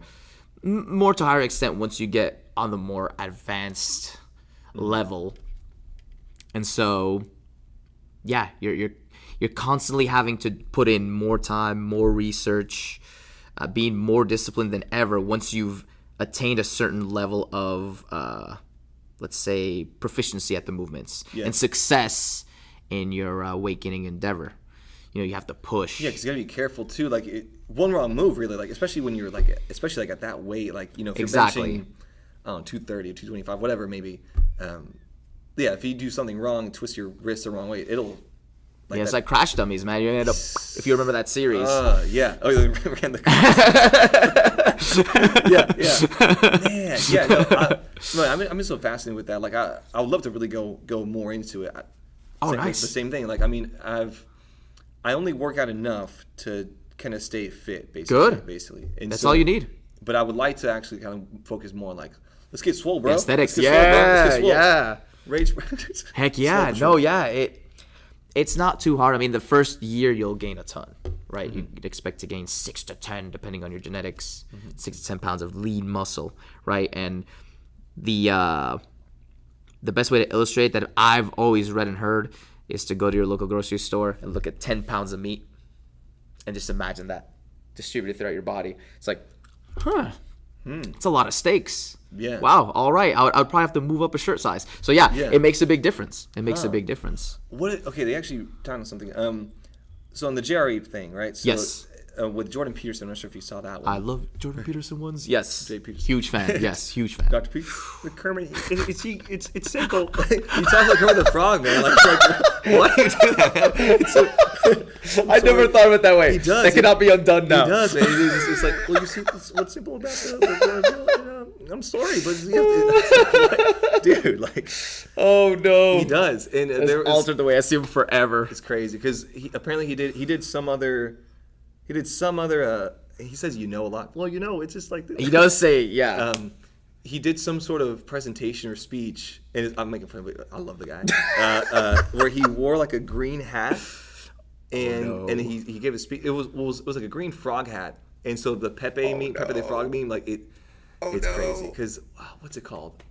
Kekistan? Yes, Kekistan or whatever. Kekistan. I don't know much about it. Yeah, it's like the internet, like new country that like anything. Please tell me you've seen the Shia LaBeouf saga. Oh no, I haven't seen. I'll show you after this. Okay, I got it. Research, important research. Yes.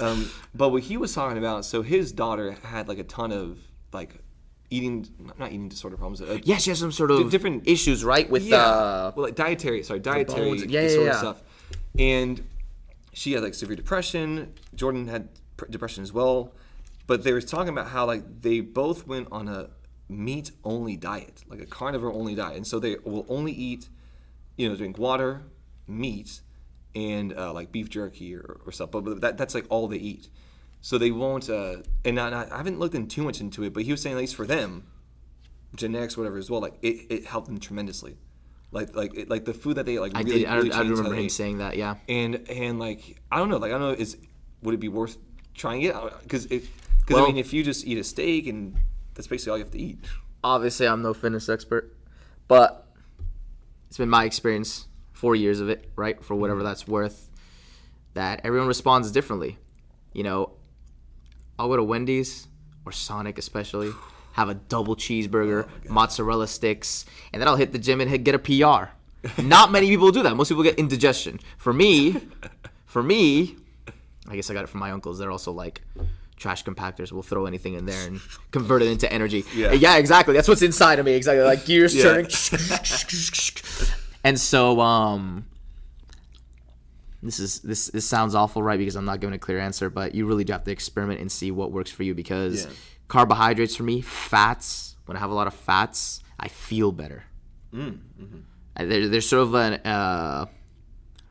I get twitchy if I have, let's say, just a bowl of cereal, just sugars that run fast through the system. Let's say I have Cap'n Crunch as my breakfast, which is delicious. And it's a great choice for breakfast. So good. I always love Lucky Charms. Lucky Charms. Oh, Lucky Charms too. And Trix were my favorite. Yeah. Trix, I like Trix. They don't have mushrooms though. It's the thing. That's the thing. You gotta have that marshmallows. It's like, what's the marshmallow to like cereal grain ratio? Whatever. No, you're right, and I wonder if that would take Trix to the next level. They've experimented with all the other cereals. Shoot, might as well. Someday there'll be vanilla Cocoa Puffs. But anyway, just like dig out like all the Scrape mushrooms and like throw them in there. It's worth a try. Yeah, you're right. I wonder if you could resell that. Like, I don't know what the legality of that would be. Like, could you get Trix or even like the off-brand Trix and like a ton of marshmallows, mix them up, and resell that individually? It's an enterprising. It's weird. Thought. It's so weird what you can and can't sell. Right, right, and also the steps you take in doing it it's wild. It is because like on Etsy, for example, right? People can create. I have a cousin who does these like custom.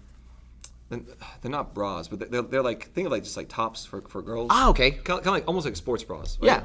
But she'll make them like she'll like bedazzle them or put like stones on them, or she'll put sequins on them. And like she'll just buy them from like Target or something, but like hand create these other things on it and sell that. And so it's like, and that's perfectly fine online because you're like customizing an object, but you didn't. That's a good point. You didn't make that top. I've seen this with shirts too. Like they'll do these really cool shirts where they'll maybe they'll put LED lights on them or different tags around it. Right, but fundamentally it's like a Gildan shirt. It's like a basic right. Yeah, like they bought the shirt somewhere, but so interesting how that. You're works right. out. I don't know how all that works, to be honest with you. Because it all depends, I think, on someone's perspective, right? Someone might buy a car and then sell it for more. And, two people, one person can say, oh, wow, that person's making money. And the other person can go, wow, that's morally unjust. So, yeah, I don't know. You're right. That is weird when it comes to sales. But it seems like we're pretty open out here as far as... Yeah, I think at the very least you have pretty much a lot of freedom. Like as far as our challenge, the stuff you can and can't sell, you have a lot of freedom here. It seems like what you can do. So go at it, I guess. Sell whatever. I mean, in a way, we're selling this, right? I was about to say like there's this podcast where you have to pay for like on Patreon, right? So like the new business model. That's so interesting as well. Yeah. There's a lot of I'm big into like the anime community. Right? No kidding. Okay. Stuff, right? So you'll see people where both guys and girls will do like cosplay. So like they'll dress up as their character. Like I'll dress up as like Goku or whatever, or like I'll dress up as DBZ. Yeah, I'll dress up as like a Pokemon, right? People do some crazy stuff, right? But they'll do. I mean, some people make bank off it. Like they'll say, for example, because anyone can donate, and it's like a monthly structure. So you have, for example, different tiers. Like, okay, for $1 a month, you get access to this podcast, right? For $5 a month, like, you can choose like what the next cosplay will be or whatever, or what the next thing will be about. And you go on there, and like, there's people who have, I don't know, like 2,000 Patreons, so people donating, and they get $4,000 or $5,000 a month.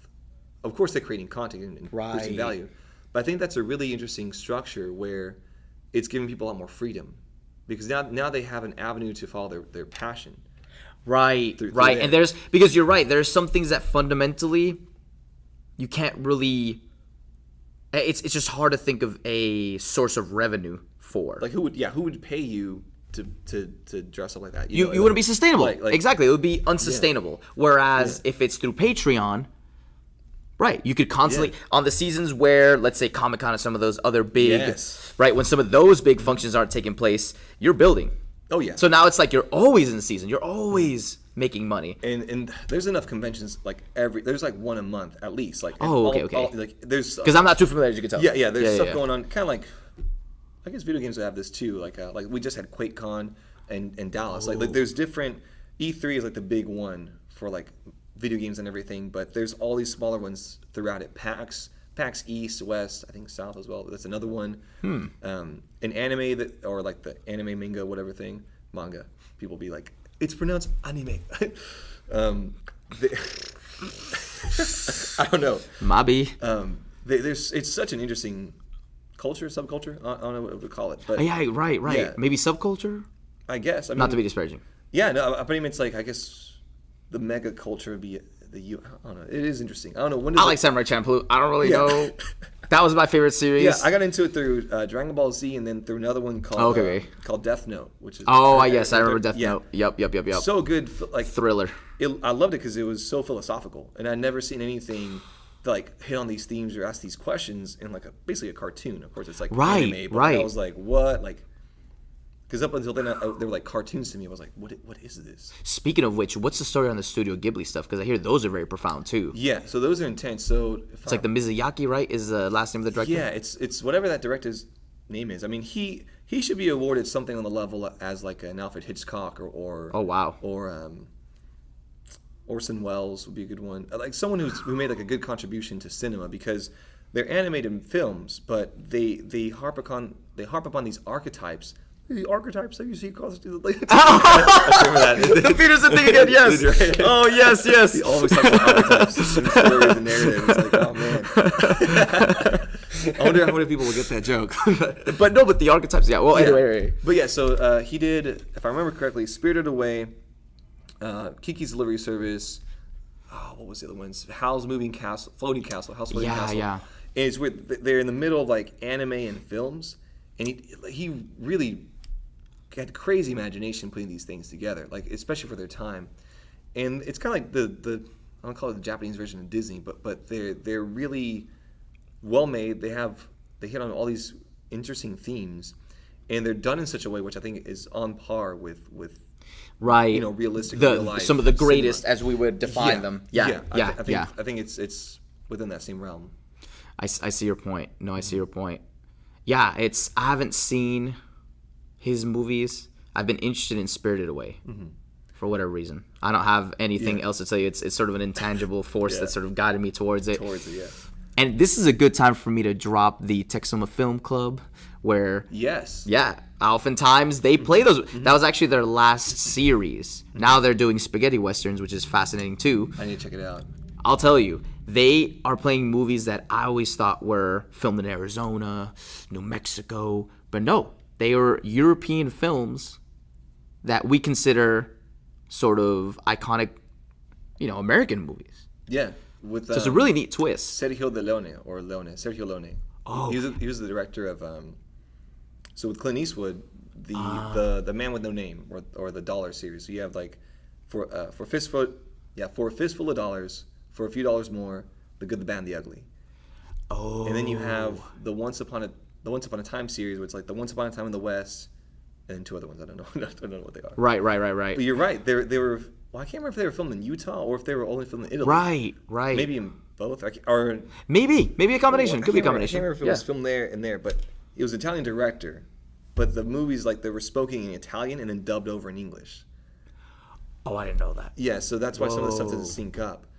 Oh. But Clint Eastwood would speak English while everyone else would speak. So that was a constant thing. Like, they would speak, say something in Italian, and he'd have to react in English. It's like, what? But no, I did see that trilogy. Amazing movies. Have you seen any of the Westerns? I have not. Highly recommend them, man. I believe it. They're very slow, so it's cool, kind of like the fast-paced thing.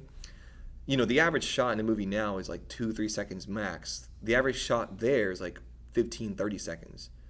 For the opening of The Good, the Bad, and the Ugly, imagine this. Imagine going to a movie theater and you see a movie and they don't start talking for 12 minutes. That's The Good, the Bad, and the Ugly. Like the opening scene, nothing is said verbally, but everything is said visually. So it's like you see a guy come in, there's like this discussion, whatever, but it's all visual storytelling. And then like 8-10 minutes down the line, finally he says a word, and you're like, "What?" Oh, that's wild. Yeah, it blew me away the first time I saw it. I was like, "This is." I don't know, like it seems so innovative, but that's like the past, It's right. Weird. It was like, why doesn't anyone do anything like this now? Attention span, like. I wonder, yeah. No, I wonder. And I do believe that when it comes to trends such as that, I think we're always trying to figure things out, right? And we follow a range. Yeah. And so it wouldn't surprise me if we're going to hit that wall someday. I shouldn't say we because I don't know much about cinema. I like Hot Fuzz. Great movie. Shout out. Yeah. What was his name? Simon Pegg? Is he the star? Anyway, Shaun of the Dead, some of those series. Yeah. Paul. But I do believe that it's possible, right? I don't think it's beyond, how do you say? It's not unfathomable. Thank you. Unfathomable. Yes. I do think that it is possible that someday the shift will go back to slowing things down. Because then suddenly everything's going to be super fast paced. Yeah. Everything's going to be boom, boom, boom, boom. And it'll stand out more. Right. It'll stand out more for you to go slower. Yeah. Who was the director of The Life Aquatic? The Life of Pi or The Life Aquatic? The Life Aquatic and what was the other movie? Fantastic Mr. Fox? I actually have not seen both of them. Or either of I'm them. trying to think of another. I think it was what was the name of the movie? I guess the only movies that I have seen are kind of random. Have you seen Well, go for it. Have you seen The Revenant? Oh, I have not. No. It was the one that DiCaprio finally won the Oscar for. I remember that. But that's a very slow movie. So it kind of yeah. it kind of stood out a bit more. It goes to show I do believe that with trends like anything, Yeah. it's also possible to kind of go back.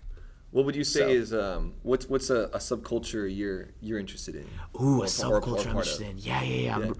Let's see, because I've tried to dabble in as many random things as possible because it helps me meet new people. Yeah. You know, like I've been I tried archery for a little bit. I don't know if that counts. Okay. That's kind of like a random thing. Obviously into cars. That's sort of a semi-big thing. What would be a random thing? It's interesting. I've never been asked that question before. So right now I'm just kind of sitting here going, Or one that you would consider yourself a part of. Yeah. Yeah. Might need a moment to think about this one. What is something random? I don't think I have anything at my disposal right now, but I can definitely say that whenever I do get into something, I put a lot of energy into it. I want to do it well, not just because I want to be proficient at it, but also because it makes for a better story, and I can describe things a little bit better. Yeah, I guess I can't really. I don't know if it's because I'm on the spot now, but I guess I can't really think of anything that stands out right now that's kind of odd or that's sort of Yeah. Well, you mentioned video games before, so I mean that'd be true, and I kinda one. abandoned my chase of video games. I guess I'll tell you this. Here's a good one. Dancing. And by Okay. dancing, ballroom, Latin dancing. Yeah. I love couples dancing. Okay, then yeah, so that's definitely I- becoming a smaller subculture now. It's crazy. Like You're right. Yeah. You're right. It's odd because it's an art form that's been around for a long time, and it's a great neutral ground, kind of like how we were talking earlier, how the Cubans do it. Yeah. You know, you go to a dance. There are people of all ages, all walks of life, professions, viewpoints. It doesn't matter. Getting together to just dance, and it's a classy atmosphere, is what I always say. You know, it's not the same as going to a bar and having yin yang twins in the background. You know, it's none of that. You know, you've got songs from anything from Weezer, where you can do some swing to kind of more ballroom-esque, Leanne Rimes. Recently, I got to hear Ernest Tubb, which is interesting. I'd never heard him before. A song called Waltz Across Texas. okay, Country waltz. country waltz. What do you prefer to dance? I like bachata. That's my best. Right here, man. Right here. Yeah. Right here. Boom. Yes. Yeah. Yeah, no, that I would say is probably my favorite of all of them. I think I'm the most proficient. It's relatively simple, and it's a slower pace too. And I would say I like enjoying the slower moments, for sure. The slower movements, I should say. How would I express it? I don't know. I think there's something kind of eloquent about dragging a movement out and taking your time with it. And maybe it's just because life is so fast-paced that it's sort of a break from that. So yeah, that's Yeah. my take on that. And so my guess is that you must have, sort of tried some dancing yourself then. Yeah. So, well, funny enough, I was actually in Dancing with the Stars here in not the not the national one. Still. The Denison Service League does a annual charity with Dancing with the Stars. So they'll choose different people from the community to do it, and it was a lot of fun. It was just like a couple months ago. It was in March. Yeah. And we so me and my friend we went and did this thing, and we mixed it up. So we did like maybe 4 or 5 different songs, and we had some bachata in there. We had some like 50s rock and roll, like with Cool. it was kind of like a Dancing Through the Ages type things. What we did. And yeah, so I do like bachata covers. So I do like these like little things. I have a YouTube channel, nothing too crazy, but like I'll do covers of like Romeo Santos or Prince No way! Royce. I'm gonna hit that up. What? Yeah, so I'll do stuff I like can that. learn off of that. That's awesome. It's cool stuff. So, so it's always been like I guess my favorite style, mainly because there's a lot of focus on the guitar, right? Like on guitar soloing, and then because it's partner dancing, it's like always focused on like spins and like all this cool stuff. So I really like that.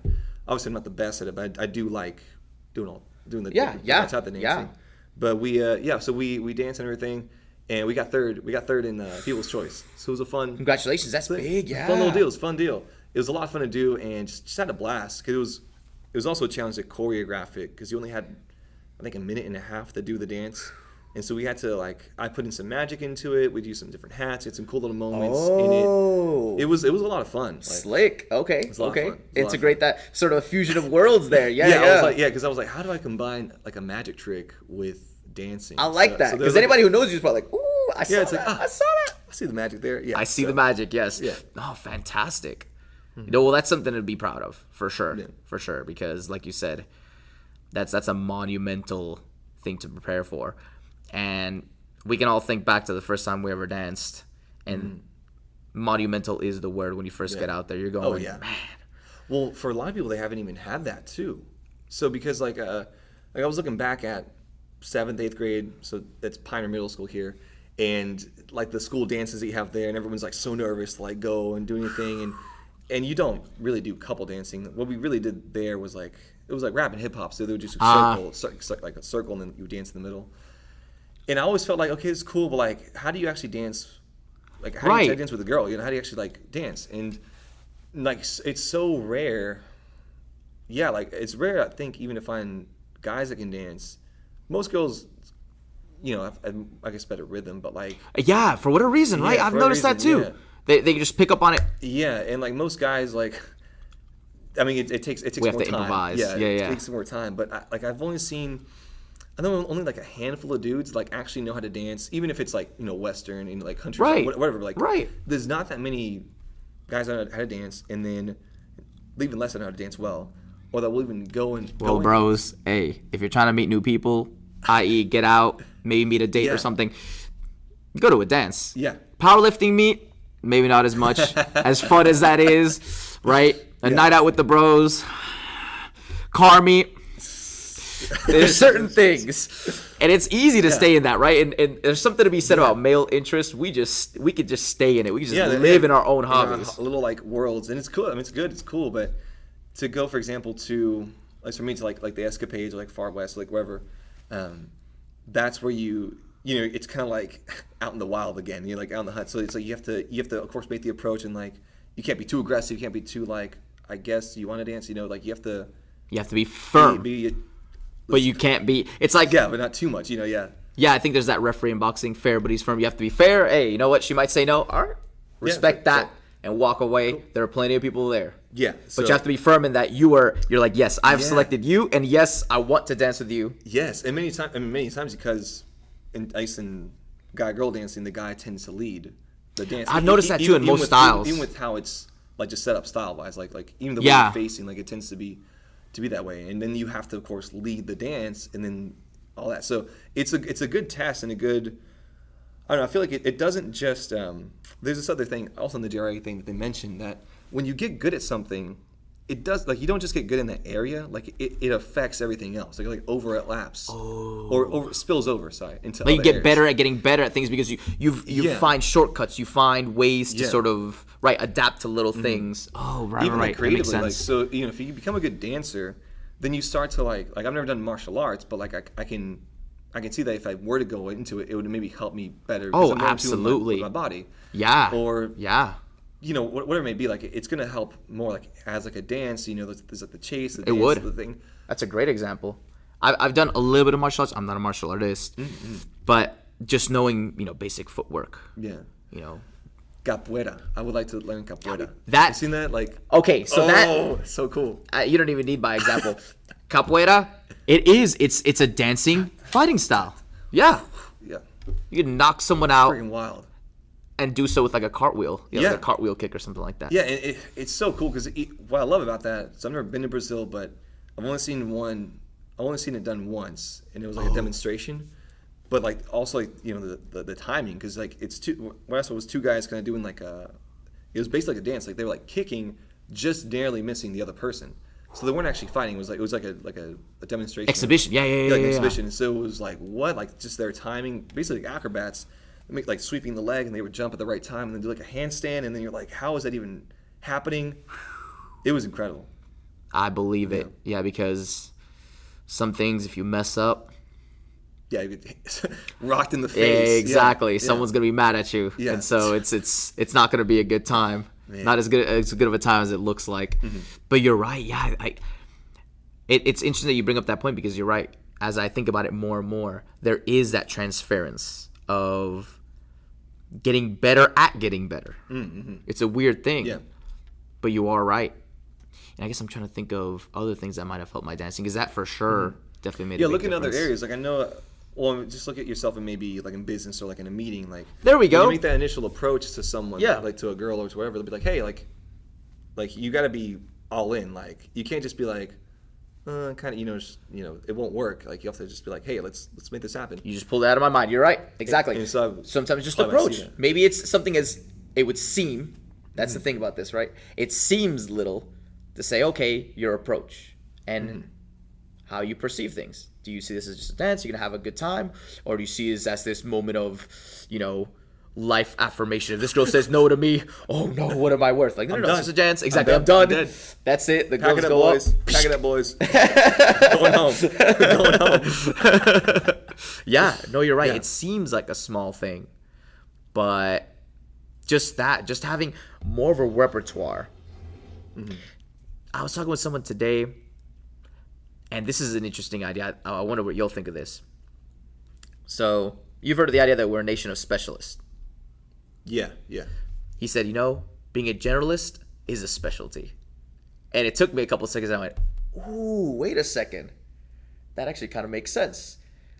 Right? Because not everyone can be as multifaceted. Because there are just certain trades, certain things where you're going to have to develop, an inordinate amount of time in order to succeed, like music, or if you're going to be a scientist or whatever. But your specialty can be being good at many things. And so, yeah, you might find that you can make improvements in one area, they'll transfer to another, and you just keep trying new stuff and keep going out to all the events that keep cropping up. Right? Yeah, I could see that. Yeah, I think my skills cover. I think my skill set covers like a pretty wide range, but it's also because, like, I feel like I've also wasted little time. Right, and like so like I've done. So like I guess so basic areas that I cover be like music. So like I play piano, clarinet, viola, guitar, and a beatbox because I led an a cappella group. So it's just like I do think at least for me I think I have had not a traditional life or like experiences in general but it's like a lot of it hasn't been. It's like the nature nurture, right? Like there's been a lot of opportunities afforded to me, which I've also taken advantage of, and like so like I got a chance to be a beatboxer for an a cappella group in college. And like so I learned a little bit about beatboxing in high school, but I saw the opportunity, so like I spent like 3 months like learning beatboxing, practicing with metronomes, all that. to get up to the level to do that, to be like a beatboxer for an a cappella group. And then I became president of the group, and then I started like arranging music. So like I would arrange the pieces. Wow. And that was another like thing, because it's like, how do you you have 13 people, how do you take one song and like divide it out and like recreate that song among all these different voices, and you have to match their voice types, and how to not make it repetitive, how to not make it where like they strain their voice. Really, I don't know, it was a crazy experience. It was so cool, and that's not something a lot of people get a chance to do. But of course, like, because I had a background in music, that it was easier to kind of go into that. Exactly. Yeah. So it's beneficial to do that, and actually, so I found out about you having seen you live performing this year. You performed Grease. Yes. Yeah. So Grease was a different thing. So because I had done Grease before in high school. Oh, okay. But I was just like a minor character. Like I was it was also like not a lot of real singing. At that point, I hadn't really developed more singing or whatever. Right. But then this came up where it was hilarious. This is a crazy story. Me and my friend actually I was at home just hanging out. My friend gives me a call. He's like, hey, they're having auditions for Grease. I didn't even know there were auditions for Grease. It's like, let's go try out. Kind of as like a joke, like something fun to do. Let's do this tonight. I was like, I tend to be pretty busy as far as like what I have to do. So, but he caught me on a free day. Like I actually had free time. Oh. And so I was like, yeah, sure, whatever. Like let's do it. So I went on down and did the audition, and he ended up not being able to do it because of scheduling conflicts. But they're like, hey, well, this is like the schedule of what it is, and I was like, I actually could do this. I have the time. I could move some things around. It's doable. And Anthony Nelson, the director, offered me the role of. They tried to do something different, because normally Vince Fontaine is like the announcer, and the Teen Angel is someone different. And so they're like, well, why don't you just do both? And so I was like, okay, cool. So that's kind of how that came together. And yeah, no, it was such a cool experience, because that's a real musical. Like it was all these rehearsals. Oh yeah. For I think like a month and a half, no, 2 months. 2 months spent rehearsing the music, and then the actual movements and the choreography, and then the lines and everything, getting all that memorized. And then, really putting it all together. Like you're alongside all these other people. It was really cool, because there were students from like high schools all around town. They were like young adults like me. They were like older folk, as well as a whole really cool community coming into it. Yeah, there was a pretty big crowd. Pretty big. I was in it, so I know it was pretty stacked. Well, I'm saying even for the cast, the people on stage. Yes. And so, and then the lighting technicians, people who worked backstage. Like it was a lot of people that put it together, and it taught me like that family aspect, and like really. It was just a whole new experience to kind of put everything together. And we did like a couple of magic tricks in the show too, and stuff too. And then to perform alongside everyone was incredible, because it really does unite you as a family to do. There was definitely chemistry. There was definitely chemistry that was evident. Because I think that in a live show like that, in a movie you can kind of gloss over details, but in a live performance like that, you're so in tune. It's just such a different energy. Yes. And I love that about that. And y'all had the chemistry there in spades. So I mean, it was a talented cast. Like it was definitely not just me. Like it was everyone else that together was able to create this thing. And you're right. You actually hopped upon a good thing. There's a word for this. I can't remember the word, but it's from an actor's perspective. So it's like, as an actor, whatever your character is, there's like growth. The character starts in one place. At the end of it, it ends in a different place, right? So like the character learns something, or like the character changes some way. And you're going on a journey. So what Anthony, the director, talked about is that in each scene, you have to be actually going through that journey yourself, in a sense. Because if you don't do that, then the audience doesn't really connect that way. And so there was like a really interesting point that he made, as far as kind of that's how you really create live theater. Because like you said, it's live. Like it's not a movie like where everything was planned. Like no, this is all happening. If someone misses a note, they missed it right then and there. Like if someone trips like that, they have to weave it in. Yeah. It's a really unique experience. It is. No, it's totally different. I mean, for me, it's just the energy. Yeah. There's just the live connection to what's happening. And the crowd's reacting to whatever happens. Yeah.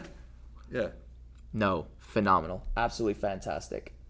And it does look like we're reaching the 3-hour mark, which is amazing. Oh, God. Okay. So I think it's about time to wrap things up. Yeah. It has been awesome. Thank you so much.